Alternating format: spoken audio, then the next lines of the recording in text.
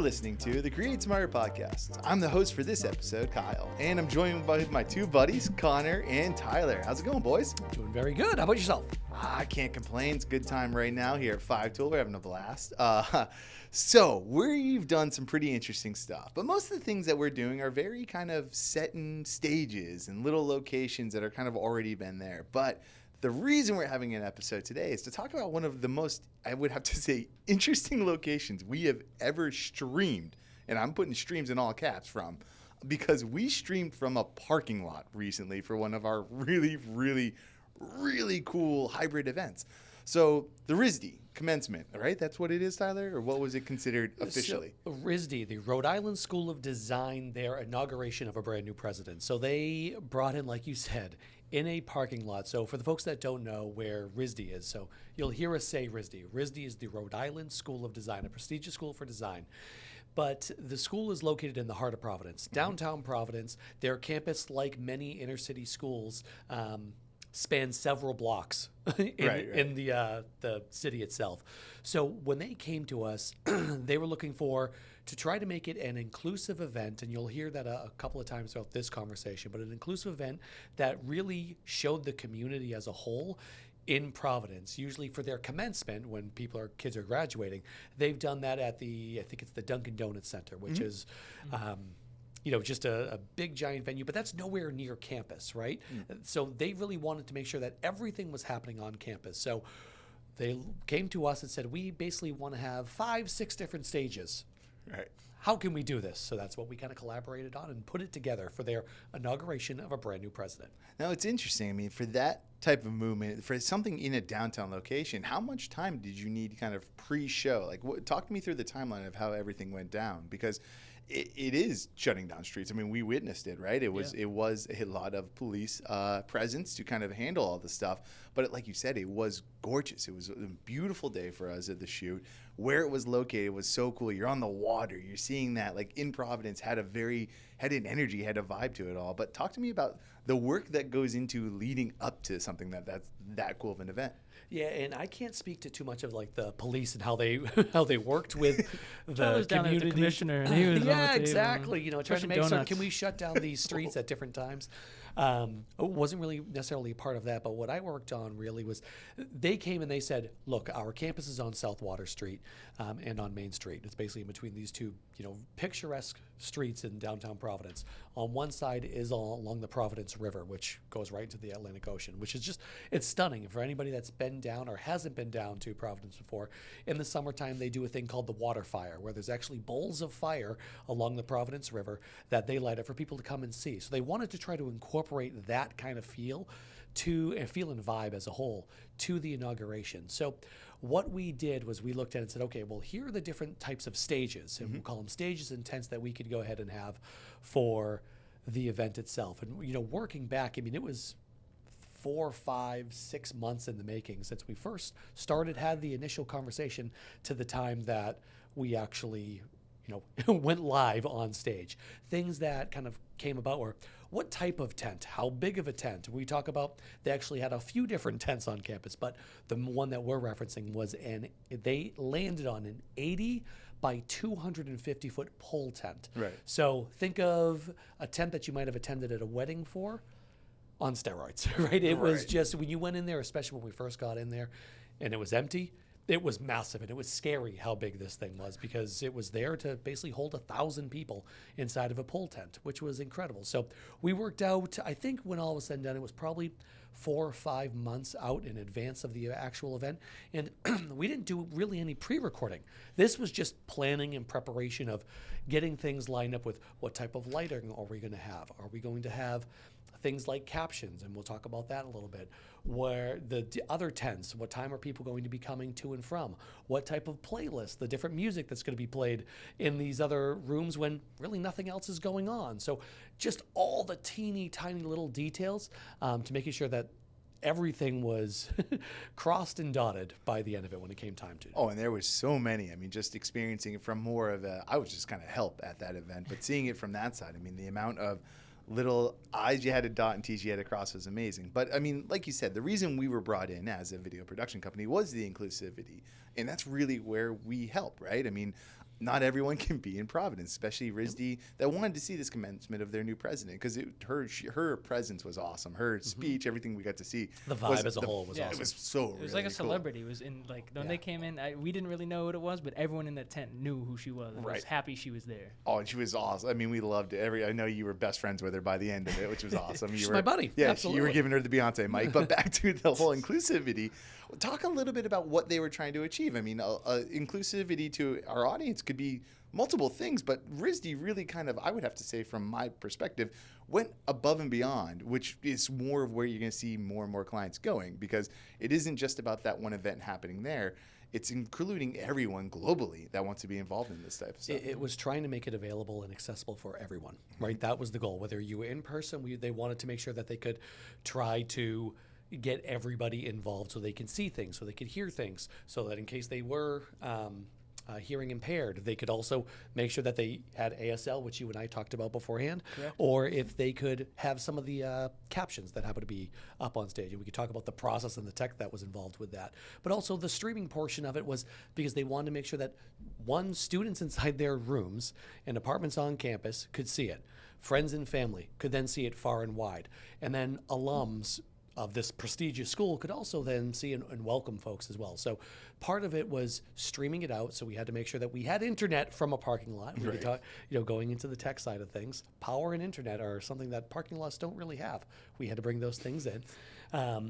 But in order to do that, the whole reasoning behind it was to just include everybody so people could share in the celebration and be excited. Now, there were even talks at one point of having translations inside there, but at a certain point you start to look at, okay, what does this cost? And there are costs associated with all these types of things. So we had to say, okay, here are the guidelines of what we're living in, and trying to be compliant with the school's rules and regulations that they've set into place, which captions are the number one thing, especially when it comes to events. I mean, it's interesting too. You think about, well, where do you bring in tech, and then where do you rely on tech for the audience itself, right? I mean, we look at what Zoom provides in terms of closed captioning, what YouTube, what most of these things are starting to do with auto-generated closed captioning in other languages too. I know that's something that you and Phil have probably talked about on previous episodes, and something we as a group always kind of talk about, of what the audience is actually listening. How are they watching this?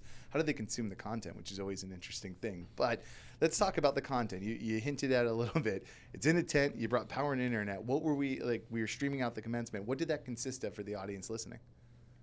So for the audience listening, it was, you can actually speak to it probably better than anybody, because you were the one that was actually in it. You're asking me the questions. I'm laughing like, wait a minute, Kyle was the one that actually put the stream together. So while I was, in fact, pressing the button to make sure that it was streaming out and helping with the producing side, you were doing all the switching. So what was actually on? See, I'm going back to the host interview, rules. right? Congrats. The student becomes the master in this sense. But I'm going to just double pivot and go to Connor, actually, because what I was seeing was a really interesting, right? The commencement. It was a ceremony from the higher ed perspective. They had a lot of pomp and circumstance that was occurring, but capturing that was fascinating, because you had all these robed figures, is the way I was able to see it. But I understand that there's different things that they're showcasing and stuff like that, but a lot of fun energy, a live band, not like a band, but a brass band, walking them in, so much energy and walking through, and then a lot of kind of sessions talking, but there was so much happiness and energy that you were capturing. Talk to me a little bit, Connor, kind of running that, because you were sort of on the floor of the 1,000-person tent. Tyler and I were at kind of at a higher level, like a stage, looking down at everything for the production side. But you were running the show. What were you trying to capture? How are you kind of capturing all the energy? Because, that's been the word we've said a lot. It's vibe, that kind of positive attitude that was occurring in that tent. What were you doing from the floor manager kind of point of view? I was really, just trying to be in a helping hand wherever I could be. We call it playing center field, I believe. And I was kind of just out on the floor, trying to stay out of the way of the audience, but just make sure all of our, camera operators, or if they needed help, I could run out and get them. We had a part at the beginning, you mentioned a live band. We had a procession kind of come in from the street, come into the tent. There was a live band. It was great. The energy was incredible. We had Marissa out with a wireless camera that was sending back to your switcher. So she could get the procession coming in, and they loved it. And they played right to the camera, pointing and waving, all that stuff. So we talk about interacting with the hybrid audience. And then as that kind of came through, we had our other camera operators on pedestals, I guess, and so they could get the height and just really capture the entire vast space of this giant tent. But also when the procession got to the stage, you could capture everything at different angles, and I would say it was incredible. We haven't really talked about the stage yet, but we had giant LED screens behind it, and the tough part for us, and we were all on comms, was when you're shooting at a stage where your feed is playing back. Brooklyn and David had a hard time, or their main challenge was to try to capture what was going on stage without doubling, getting that crazy, infinity wall. And so it was, our camera operators are trying to capture the vibe, the feel, and everything like that. At the same time, trying to make sure that the people at home didn't have, vertigo while watching this our stream. weird Inception type feel, right? So it was. So my part was very, very fun. Just being like, you need anything? Let me help. Let me go readjust the camera. Let me go grab you something. And I should also mention we had Michelle on, pointed directly at the ASL translator, which I think was a really cool. I haven't really seen that at any other event we've done. The in-room captions was really cool to see, and I think it really worked and helped. But the ALS translator had its own dedicated camera that was on its own dedicated feed to the stream. Now, I want to talk a little bit about the captions, but first, before we move off, I want to talk to me a little bit about the approach, right? For the most part, as a floor manager, a lot of times you're trying to make sure you're capturing what's being said, when the slides are up, how do you make sure all the camera, but the additional thing for this is you were trying to capture the event. So what's going in your mindset? How do you approach that differently than maybe just a regular conference that's in a stage or even in like a show floor?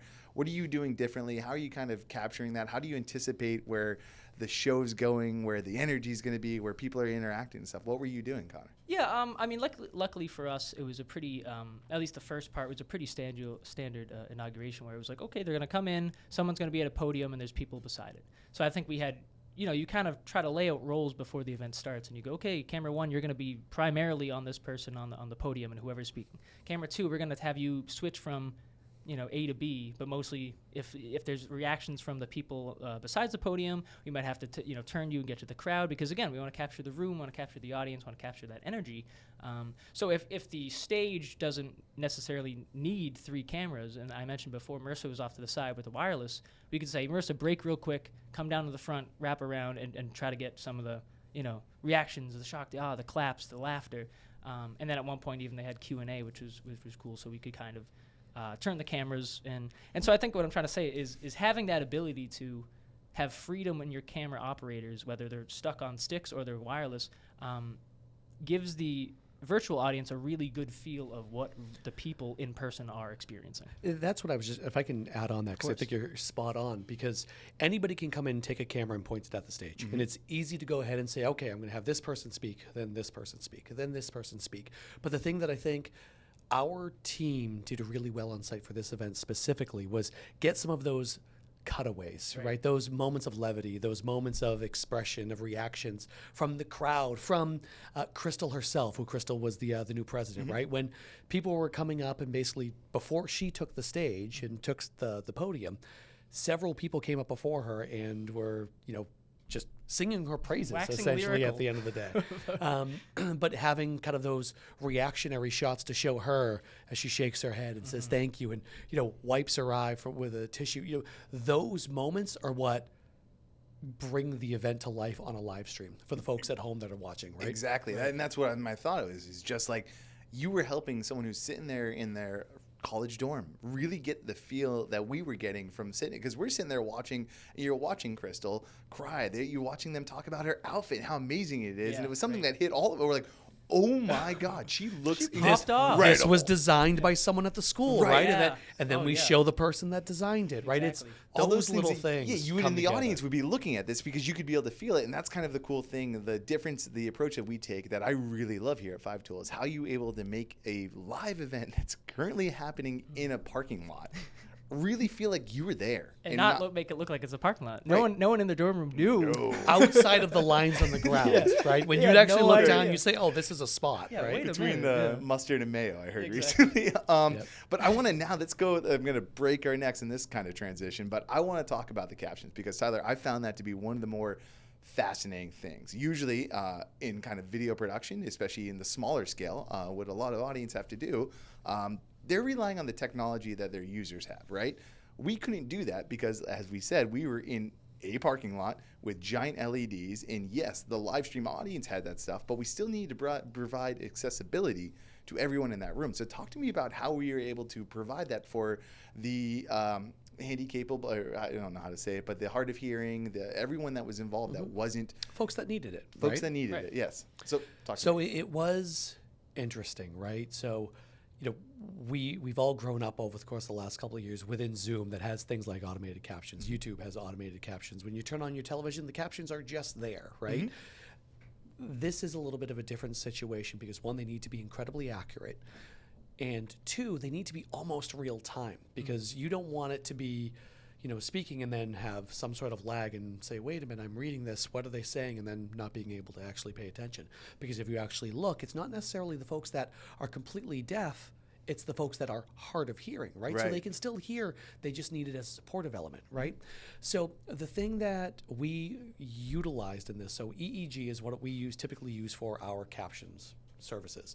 And they have their Falcon is what it's called, and I'm just getting with the technical terms right now, so I'm trying to break it down. Here. Yeah, Keep notes. exactly. So this will all be in the description. they have below. their EEG Falcon that we leverage a lot of times on site for just their automated captions that will go out to a live stream, whether it's on YouTube, Vimeo, wherever it may be. For this event specifically, we actually had to bring in a piece of hardware which was called AI Media's iCap encoder. So basically what we would do with this is we would take a feed from the switcher, which was the video feed. We'd send it into this encoder. On the other end, somewhere unbeknownst to us, there is actually a stenographer. So think of a court stenographer, right? Stenographer sitting in a remote location, listening in. They can actually hear it in just about real time because it sends the audio very quickly to them. Wow. They are actually sitting there typing it in. We are then taking that feed and it pairs it with our video and sending it to the screens in the room. So that is actually how everything was working. And we could then send it to the room, but we could also send it to the live feed. So we didn't have to double up our efforts. Right. Utilizing our account because we've worked with EEG for a couple of years now. But that is how it worked at the end of the day. It's one of those things that's a little bit tricky when you're testing to make sure that someone's logging in, you get them the proper names, the correct spelling of all the names. And of course, when you're leveraging a real person, they're just like, when using automation, there are going to be mistakes no matter what. People are going to miss things. But the beauty of it is that, if you wanted to, you could have somebody go back and go ahead and make updates to it as well. But that was the process. We used hardware, we used software, and we used someone sitting in a remote location that was listening in to go ahead and type up those captions for us. That is fascinating. That's I mean, crazy. I know it's one of those things that I think that we start to experience a lot of. People take it for granted, like you said. Zoom, YouTube, Facebook, they all provide auto caption. So people take it for granted, but it has its flaws. We're aware of stuff, the spelling, all that. It's AI generated, so it can only be so great. As people can also have its flaws. But the fact that we're able to get a piece of hardware, again, in a parking lot, I think that we can't stress that enough. Have someone that's nowhere near this listening in real time, and like from the stage point of view, you had no idea of the amount of complex technology that was actually happening at this one thing. Well, like we said, there was no such thing as power or internet in that parking lot. Right. So we brought in a 45 kilowatt whisper watt generator. So it's a generator that has enough power to generate massive LED screens, a lot of technology and a lot of lighting, but at the same time be incredibly quiet so it doesn't distract people and doesn't create a lot of noise pollution inside of the city. We had to bring in internet, right? There's no such thing as just a 5,000 foot cable that you can go ahead and run for internet. So we actually brought in, which we've done that. We have done that. Not 5,000, but yeah. But we brought in a bonded internet solution. So we had think of the SIM card that's in your cell phone. We had 6 SIM cards from 3 different cell phone carriers, Verizon, Sprint, and T-Mobile, all bonded together to create one great, big pipe. So think of it, if every single one of them have, 6 little pipes that comes together, creates one big pipe, right?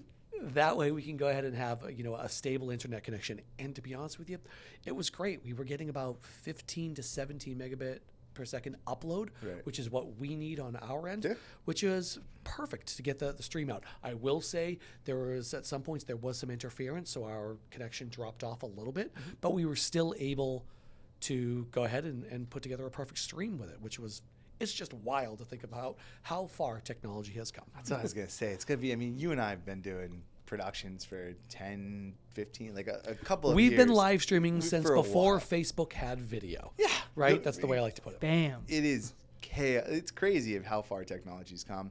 I think, if anything, my lessons learned from this are the impossible is possible at this point. Like, the technology really allows you to be able to do a 1,000-person tent in the middle of a parking lot, streamed around the world with closed captions, done by an individual that's not actually there. I mean, when you really sit down and think about this stuff, it is If you insane. drew it on a whiteboard, you wouldn't believe it, right? Like, you this think person's you're making there. this up. Yeah. All the red lines with the time Exactly. around. We'll have a bunch of it would be Pepe Sylvia Sylvia, everywhere, right? You're in a parking lot. But it's awesome that we're able to pull this off, and I think it takes a trusted partner. So, I mean, if that's the biggest takeaway I have, is why a trusted video partner that actually can help you achieve these types of visions is so valuable. I mean, what was the client's reaction post the event? How did they? What was kind of the sentiment? Were they? To be honest with you, their sentiment was, it's done. Oh my God, right? the insane idea we came up with actually worked. It's a load up, because We're in a that's parking lot. really what it is. I mean, if you think about, if anybody that's planned or been to a wedding, right? That's something that happens every single day. This was something that doesn't happen all the time, right? Events like this don't just happen, and it takes a lot of people working together. So my biggest takeaway is it really takes the communication process. It needs to have every single person on board, understand what's going on, and people that are really paying attention to those minuscule details and raising their hand if they don't understand something. So if there's somebody that you come back and say, have you thought about doing it this way? Because I don't know if it's going to work. Those types of questions, those types of moments of pause give everybody a second to say, let's rethink this and let's do this in a more efficient manner. You can never make an assumption. Not on something like this. You always got to ask. Connor, takeaway from you from the point of view of producing a room and how you kind of capturing from that, especially when it's not just people going up and doing a talk at a podium. What kind of takeaways did you have? What have you taken into the recent productions we've been doing based off of your experience here? That's a good question. Yeah, I think maybe even subconsciously, but like we talked about, capturing the energy in that room is so important for the experience of the virtual viewer.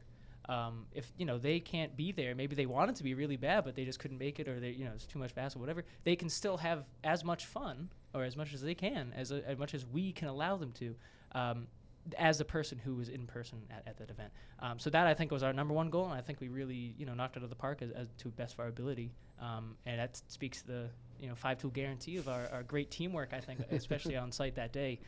It's just everybody is a well-oiled machine. Everyone knows the mission. Everyone kind of communications are tight, and it all worked out in the end. That we understood the assignment. We understood the assignment.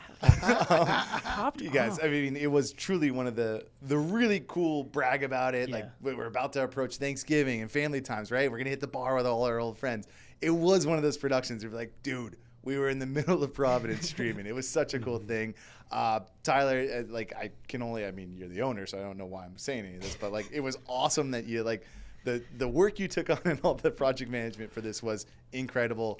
Super cool to kind of be able to be a part of that experience. Connor, hearing and watching you kind of produce from the stage was awesome. And I mean, hopefully next year we get to keep building on this type of stuff, but that's all I got. I mean, the whole goal of it, right, is to show that we could do awesome events, right? At the end of the day, and to Connor's point, we can bring people that are remote to the event without having to fly them in. And I think we're showing that more and more within our capabilities, and it's a lot of fun. We can help with the audience that's not even listening with audio, which is becoming the biggest trend. Yeah. So, I mean, that's definitely something we can talk about in the future. But definitely. Yep, for Kyle McNaught, this has been the Create Smarter podcast. Thanks for listening.